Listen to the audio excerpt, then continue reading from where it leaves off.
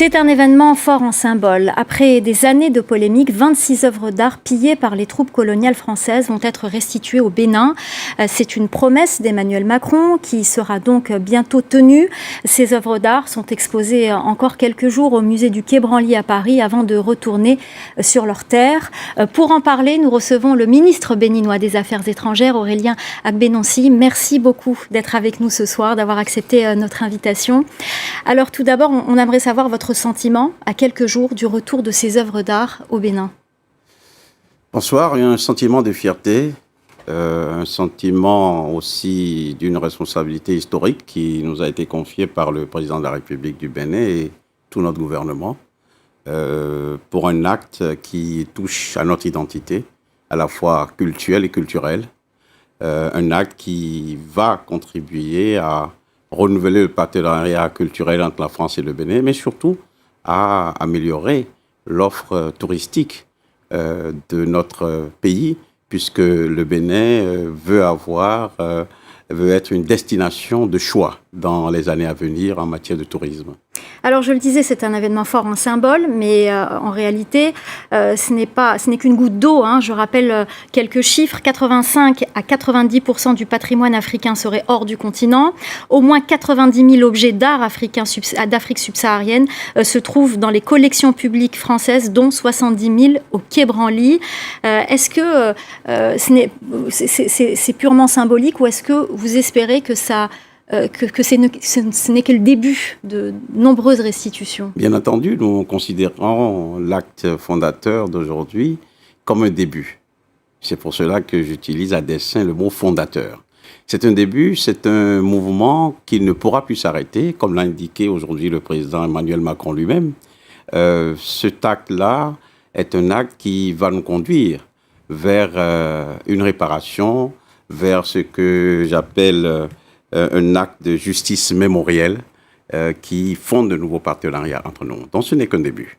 Alors, à votre avis, est-ce qu'on peut estimer le nombre d'œuvres d'art béninoises en France, dans les musées français et en Europe en général? Il y a des chiffres qui circulent, mais parce qu'au Bénin, nous aimons faire les choses sérieusement et les faire de manière intelligente, avec beaucoup de méthodes. C'est la méthode Talon. Nous avons signé avec la partie française un plan de travail commun qui prévoit diverses actions, former des conservateurs, mais l'élément important qui répond à votre question, c'est que nous avons prévu d'établir un répertoire des œuvres, de toutes les œuvres du Bénin qui sont dans les collections publiques françaises. Cela va nous donner déjà une estimation. Et ensuite, un travail parallèle doit se faire au niveau des collections privées. Et d'ailleurs, certains détenteurs de collections privées commencent par se manifester pour faire des remises volontaires. Mais c'est parce qu'on aura établi ce répertoire qu'indirectement, on aura une idée de... Est-ce qu'on a un chiffre des spécialistes ou des chercheurs que je prends quand même au sérieux avaient estimé à plus de 5000 les œuvres qui sont disponibles. Certains vont bien au-delà parce qu'il existe encore des œuvres qui ont été récupérées pendant la période coloniale, qui sont en attente dans un certain musée en Afrique, mais dans certains sous-sols. Je ne suis pas sûr que tout ce qui a été ramené en France ait fait l'objet déjà d'un inventaire. Je crois qu'il y a encore des cartons et des caisses qui n'ont pas encore été ouvertes et cela doit faire partie de l'inventaire. Et comment réagissent les Béninois aujourd'hui à cette restitution ?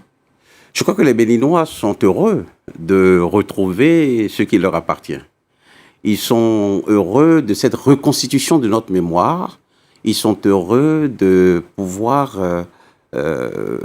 compléter des objets qui sont souvent des objets de culte, mais des objets qui participent à notre identité culturelle. Donc, le sentiment de la plupart de mes compatriotes, la plupart des Béninois, c'est un sentiment de fierté parce qu'un combat qui a démarré depuis plusieurs années commence par aboutir grâce à l'action du président Talon et du président et Macron aussi. Il faut rendre justice aux deux chefs d'État qui se sont inscrits dans une dynamique de l'histoire. Et donc, le sentiment au Bénin, c'est un sentiment de fierté. C'est d'ailleurs pour cela que le gouvernement de la République prévoit d'accueillir de manière solennelle ces œuvres Oui, et je crois savoir qu'il y aura toute une série d'événements qu'on couvrira d'ailleurs sur France 24. L'autre question que j'ai envie de vous poser, c'est quelle est votre réponse à toutes ces personnes dont l'argument est de dire que l'Afrique n'est pas prête à recevoir ces œuvres d'art, qu'il n'y a pas de culture de musée en Afrique, qu'il n'y a pas d'infrastructure, qu'il y a une instabilité qui est réelle. D'ailleurs, on a vu plusieurs coups d'État ces derniers mois au Mali, en Guinée et même au Soudan d'ailleurs. Quelle réponse avez-vous à donner à ces arguments-là ? Moi, je viens d'un pays stable, un pays qui a des institutions qui fonctionnent, qui organise ses élections sans histoire depuis plusieurs décennies. Ça, c'est la première réponse. La deuxième réponse, c'est que ces œuvres viennent d'Afrique. Et elles étaient en Afrique. Et donc, c'est des arguties. Dire que l'Afrique n'est pas préparée. Quand vous prenez le cas du Bénin, c'est plus d'1 million, un milliard d'euros que le Bénin a investi aujourd'hui pour pouvoir réaliser des musées. Nous avons prévu 5 réalisations majeures. Il y a le musée de l'épopée des Amazones et des rois du Dahomey à Abomey. Il y a le musée du Vaudou à Porto Novo. Il y a un musée d'art contemporain qui sera construit à Cotonou. Et vous avez le MIM aussi, qui est un musée pour la mémoire de l'esclavage. Et enfin, le musée de Ouida, la maison du gouverneur, qui va recevoir provisoirement ces œuvres-là. Donc, il y a un investissement massif qui est mené par notre gouvernement et nous créons les conditions aux standards internationaux pour pouvoir avoir les réceptacles et l'environnement qu'il faut pour conserver ces œuvres-là. Mais n'oublions pas que ces œuvres sont venues d'Afrique. Et que quand on voit le degré de conservation, cet après-midi, nous avons visité cette exposition avec le président Emmanuel Macron et on a vu qu'elles sont bien conservées. Et quand elles retourneront dans leur environnement naturel, avec la qualité de la gouvernance qu'il y a, avec tout ce qui est prévu pour les conserver, il n'y a aucune inquiétude à avoir. Ce sont des arguties de personnes qui sont contre, en fait, la restitution de nos biens. Et ces biens-là, nous tenons à les avoir pour nous. J'ai une dernière question. On n'a malheureusement pas beaucoup de temps, mais j'ai une dernière question. Comment ça se passe quand on est ministre des Affaires étrangères et qu'on négocie ce genre de restitution ? Est-ce que ça ne parasite pas les autres discussions ? Vous avez parlé tout à l'heure de justice mémorielle. Est-ce que ces questions ne rendent pas les choses plus tendues, finalement ? Non, au contraire. Vous savez, un peu comme les musiciens disent que la musique est un langage universel, le partenariat culturel rapproche les peuples, le partenariat culturel rapproche les dirigeants. Et je pense que pour ce qui concerne cette coopération patrimoniale et muséale, ce concept, c'est le président français d'alors, François Hollande, et le président Patrice Talon qui l'ont retenu au mois de décembre 2017 quand ils se sont vus. Ce type de partenariat rend les discussions un peu plus faciles parce qu'ils sont basés sur des choses tangibles, concrètes, fait des actions qui impliquent les peuples.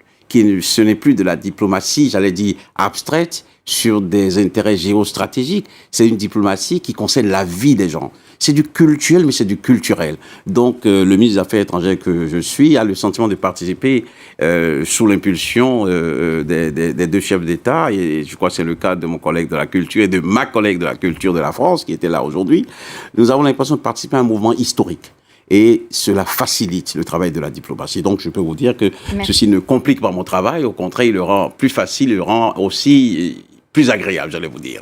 Merci beaucoup Aurélien Agbenonsi, ministre béninois des Affaires étrangères. Et je le disais, nous suivrons évidemment toutes les cérémonies de restitution et cette restitution sur France 24 et dans le Journal de l'Afrique. Merci beaucoup. Merci beaucoup, suivez le Bénin.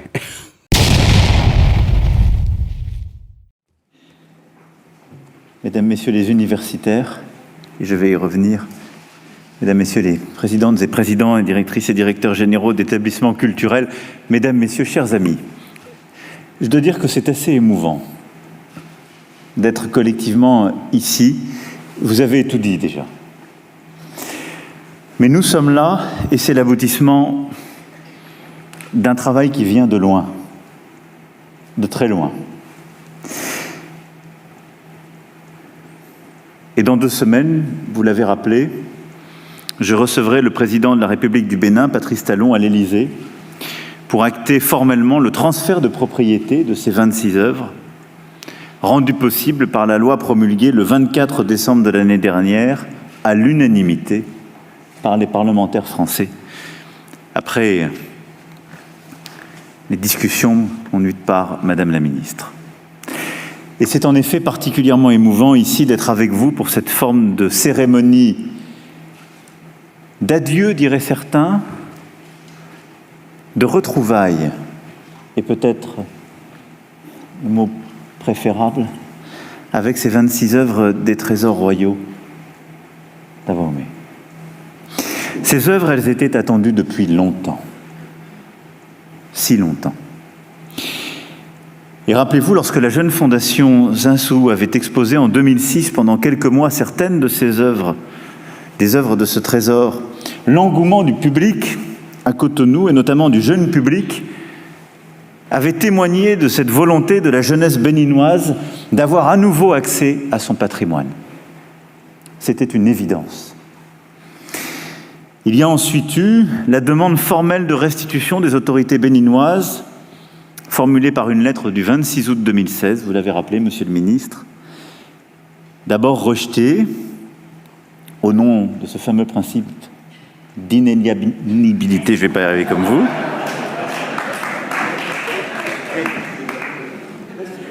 C'est Bénédicte qui m'a porté la poisse. D'inaliénabilité.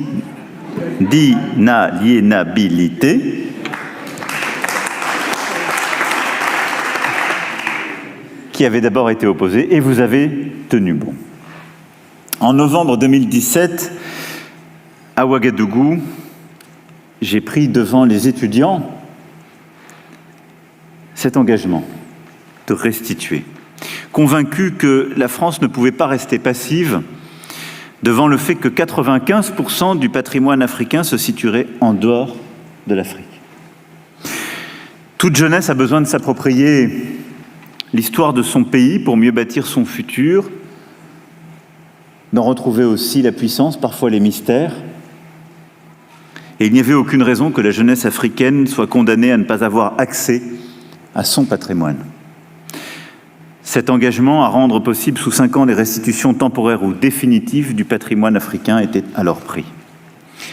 En mars 2018, en présence du président Talon, j'ai confié à l'historienne Bénédicte Savoie et au professeur et écrivain Felwine Sarr cette mission, cette difficile tâche de commencer à tracer un cadre intellectuel à ces restitutions. Merci à tous les deux de votre engagement formidable, de votre présence encore aujourd'hui et de la fidélité à ce travail, mais surtout de la percée, je crois pouvoir dire, que vous avez contribué à conduire en concertation profonde avec tous vos collègues, pas simplement français, mais européens, africains, internationaux. Votre rapport, remis en novembre 2018, a fait date. Il a dérangé certains, bousculé d'autres, car nous savons tous ici combien ce sujet est sensible, combien il est aussi historiquement clivant. Pourtant, ce dont il s'agit avec ce rapport et avec les restitutions que nous avons ensuite initiées, ce n'est en aucun cas de créer de nouvelles divisions, mais plutôt d'ouvrir de nouveaux horizons. Un horizon d'échange, de coopération, de partage. Et c'est bien dans cet esprit que nous avons conçu, avec nos partenaires béninois, que je remercie tout particulièrement, cette restitution ô combien emblématique, messieurs les ministres. Et je veux ici très sincèrement remercier le musée du Quai Branly Jacques Chirac, son président, Emmanuel Casarérou, votre prédécesseur, le président Stéphane Martin, toutes les équipes du musée. Merci infiniment, pas simplement pour le cheminement d'aujourd'hui, mais pour le travail exceptionnel que vous avez conduit durant ces dernières années et tout particulièrement ces derniers mois pour préparer cette restitution, pour préparer aussi cette semaine béninoise en présence de conservateurs du Bénin que je salue tout particulièrement et qui sont l'illustration vivante de cette coopération. La pandémie n'a pas eu raison de votre détermination et de votre engagement, et je vous remercie infiniment pour cela, parce que je sais combien les conditions étaient rendues encore plus difficiles.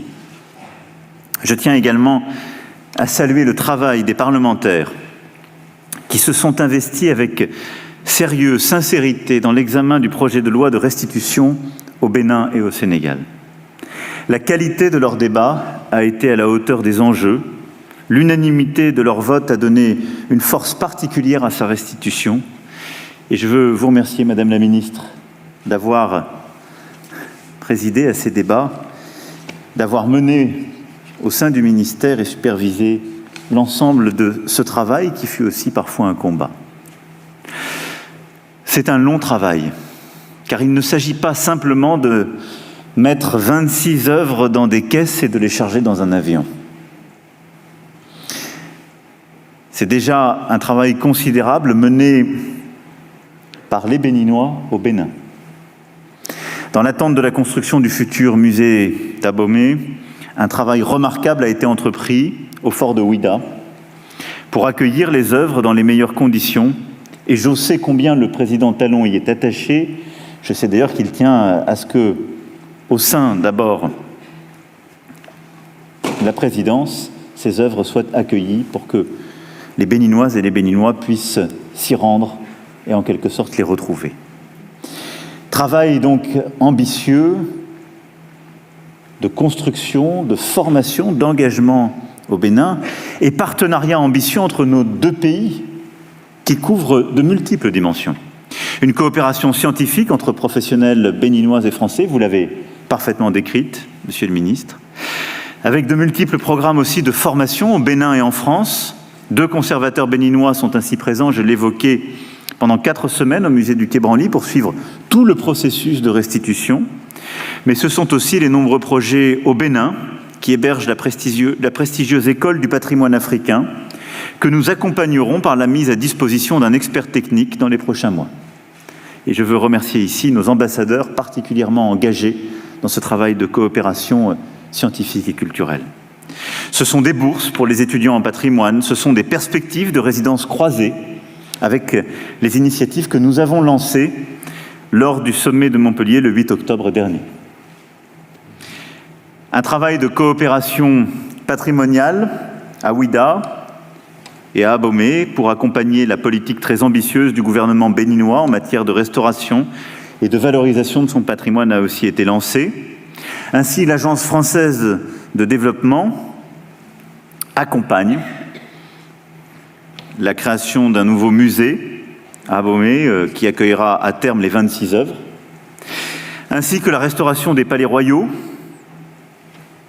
du site d'Abomey et les autres projets que vous avez évoqués tout à l'heure, Monsieur le Ministre, puisque c'est la cohérence d'une politique complète sur le plan culturel. Ce projet prévoit également un appui à l'écosystème culturel et artisanal par la mise en place de chantiers écoles notamment, ainsi que le renforcement des capacités des acteurs du patrimoine béninois. Et enfin, ce sont également des projets dans le domaine de la création artistique, de l'accompagnement à la structuration d'une filière des industries culturelles et créatives au Bénin. Nous l'avons vu encore à Montpellier il y a quelques semaines. La créativité est là, la scène artistique vibrante et les artistes nombreux avec lesquels nous souhaitons que les coopérations se multiplient, les accueillent aussi. Et je crois que cette restitution n'est que, au fond, une étape dans ce mouvement inexorable que nous accompagnons de part et d'autre. Vous le voyez bien, cette restitution, c'est plus qu'une restitution.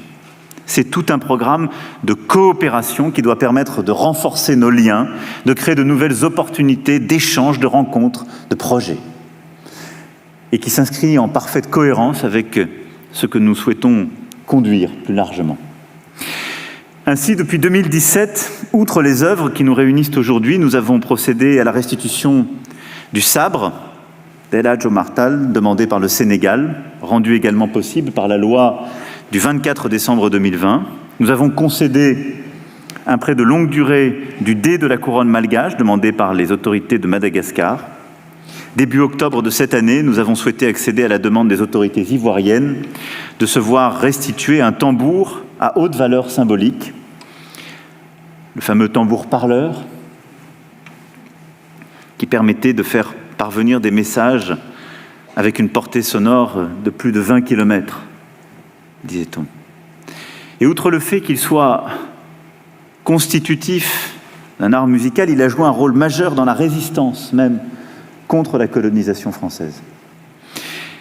Cette démarche de restitution nous semble possible car un important travail scientifique, d'expertise, de recherche de provenance a pu être mené pour déterminer les conditions de confiscation de ce tambour. Mais elle ne pourra être confirmée que par une loi, là aussi. Il y aura donc bien un débat parlementaire autour de cette possible restitution, nulle inquiétude à avoir sur ce point. Et en la matière, comme vous le voyez encore avec ce tambour, il n'y a pas de fait du prince, encore moins du président. Il y a à chaque fois un travail scientifique, à chaque fois. Ce n'est pas une décision diplomatique ou autre. C'est un travail qui est conduit par les meilleurs experts, de manière partenariale, pour étudier, élaborer les conditions justement de sortie de ces œuvres de leur territoire, de leur pays d'origine, et les conditions d'une restitution possible. Nous poursuivons ainsi ce chemin que nous avons tracé pas à pas. Par contre, il est vrai que ce qu'il nous faut faire aujourd'hui, c'est définir une loi, en quelque sorte, qui permettra de cadrer dans la durée les choses. Non pas pour recréer de nouvelles commissions qui avaient montré par le passé, se déclarant elles-mêmes incompétentes et décidant si peu qu'elles n'étaient sans doute pas le bon cadre, mais pour établir véritablement une doctrine et des règles précises de restituabilité. Je l'ai mis plus facilement que inaliénabilité. Felwine Sarr et Bénédicte Savoy avaient fait des propositions en ce sens. Il nous faut maintenant développer les recherches de provenance, mieux documenter les conditions d'entrée de telle ou telle œuvre dans les collections françaises, croiser plusieurs expertises au cas par cas, laisser dans les équipes scientifiques, celles des musées, la compétence, mais permettre de bâtir un cadre préétabli et des conditions scientifiques et, si je l'ose dire, de confiance. Je sais que le ministre de l'Europe et des Affaires étrangères et la ministre de la Culture y travaillent depuis plusieurs mois. Jean-Luc Martinez, récemment nommé ambassadeur pour la coopération patrimoniale et dont je salue ici la présence, va également, plus qu'accompagner ces travaux, mais les conduire au quotidien.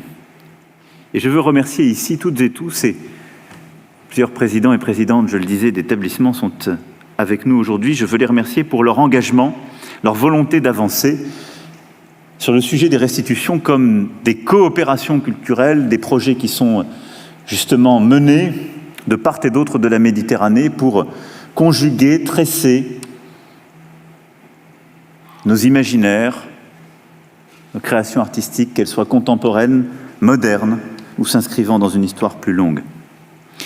Mais ce travail, nous devons à chaque fois, toujours, le mener de manière partagée avec nos partenaires africains. Et vous en avez rappelé l'importance, cher Président. Nous ne pouvons pas décider seuls de ce qui peut être restitué ou partagé. Et conformément à vos recommandations, à ce qui a été aussi réitéré dans le cadre du rapport remis par le professeur Achille Mbembe lors du sommet de Montpellier, ce sont ces approches partenariales que nous devons systématiser.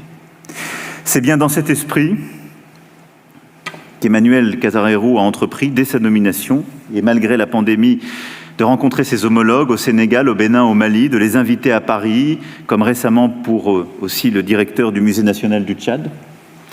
Ce dialogue de musée à musée, d'institution à institution est indispensable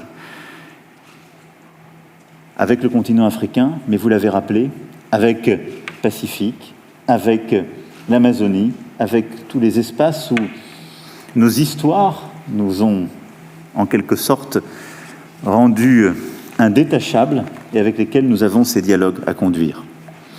Construire des projets communs, construire des expositions communes, comme par exemple le travail engagé avec le Musée des civilisations noires de Dakar sur la mission Dakar-Djibouti, qui est une illustration formidable d'un projet là aussi sur une mission mythique du début des années 30, dans lesquelles on a tant écrit, par un travail que vous avez engagé et partagé au travers de recherches, d'expositions qu'on construites avec des partenaires africains pour en quelque sorte décentrer notre regard. Et je crois que j'avais utilisé cette expression des Ouagadougou pour parvenir à cette conversion des regards, permettre aux Africains de dire leur part du monde et leur regard sur la France, notre création, les conservations, etc. Et permettre au regard français de changer aussi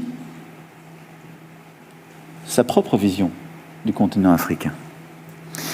Vous l'aurez compris, tout ce que nous sommes en train de faire est de bâtir ensemble un nouvel espace de possible. En redonnant accès à la jeunesse africaine à une partie de son patrimoine, c'est ça ce que nous faisons. Et je veux ici, parce que j'écoutais les débats que nous pouvons avoir parfois chez nous, y compris ces derniers jours, et qui parfois existent d'ailleurs dans certains pays. Le but de tout cela ne serait pas de renationaliser de manière parfaite les patrimoines de chacun. Ce serait une folie, ça n'aurait aucun sens. Le but de cette aventure n'est pas en quelque sorte que la France puisse se débarrasser de tout ce qu'elle a des patrimoines des autres. Ce serait une vision terrible. Et en quelque sorte que chaque pays ramène à lui les trésors qui seraient les siens par l'origine de la création. Non. C'est par ce travail scientifique, ces coopérations, de pouvoir restituer des choses indûment sorties, de permettre que chaque pays ait la possibilité, en particulier pour sa jeunesse, mais pour l'ensemble de ses peuples, d'avoir accès à ce qu'il a fait, forger, à la puissance et au mystère de certains objets, aux rites qui les accompagnent. Mais c'est de permettre à chacun de retrouver, je crois, ce à quoi la France, par son histoire, a aussi contribué et qu'elle doit maintenant partager, un rapport à l'universel et à l'universalisme. Non pas un rétrécissement, mais la possibilité offerte que l'universalisme soit accessible partout. C'est cela le combat que nous devons mener. Non pas une renationalisation de nos patrimoines ainsi rétrécis à nouveau, mais la possibilité par les restitutions, les coopérations, la circulation des œuvres, que demain des jeunes béninois, des jeunes sénégalaises et sénégalais, des jeunes maliennes et maliens, nigérianes et nigérians, puissent avoir accès à une part de leur art, de ce qui a été créé chez eux, de leur patrimoine, mais aux plus belles œuvres du patrimoine européen, américain, par des expositions qui seront ainsi produites, pensées, rendues possibles, par un universalisme rendu accessible. C'est cela l'objectif que nous poursuivons. Et c'est pour ça que nous devons aujourd'hui veiller à ce que ces restitutions s'accompagnent de circulation, de soutien à la création contemporaine, de partenariat, de coopération. C'est cet universel que nous devons poursuivre et rendre accessible aussi en Afrique.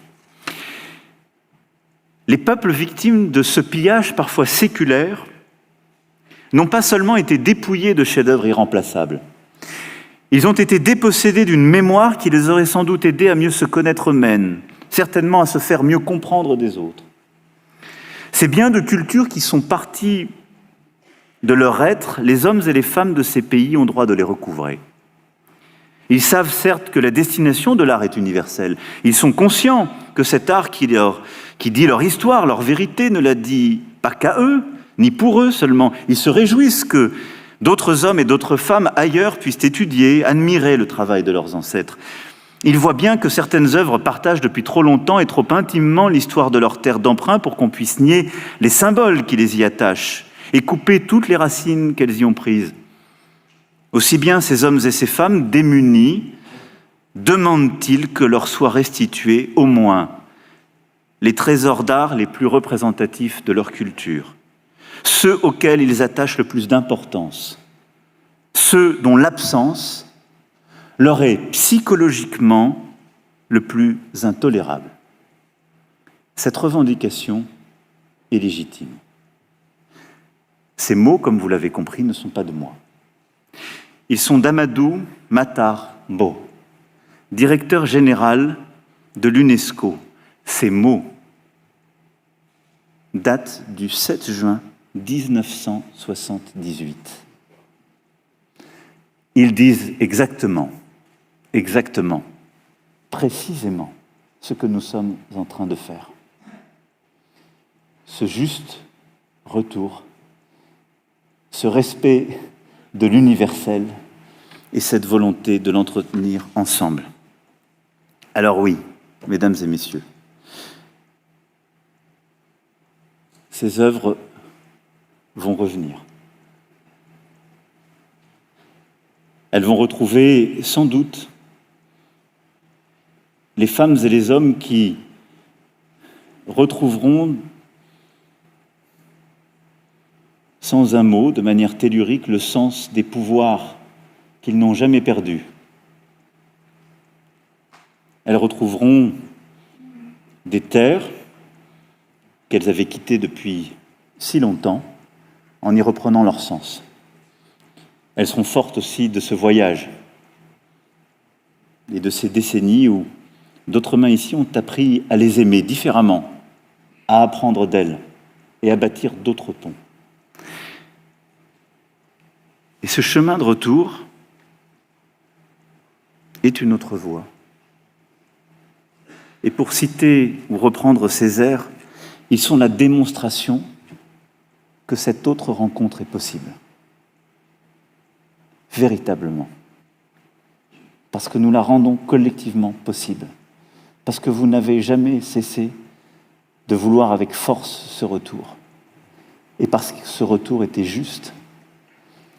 Ce chemin possible, c'est celui qu'il nous convient de poursuivre. C'est cette juste route, celle reprise dans la bonne direction, mais elle en ouvre tant d'autres. Tant d'autres. Choisie celle-ci, assumée, voulue. Parce que partagée, d'égal à égal. Vive l'amitié entre le Bénin et la France. Vive le Bénin et vive la France.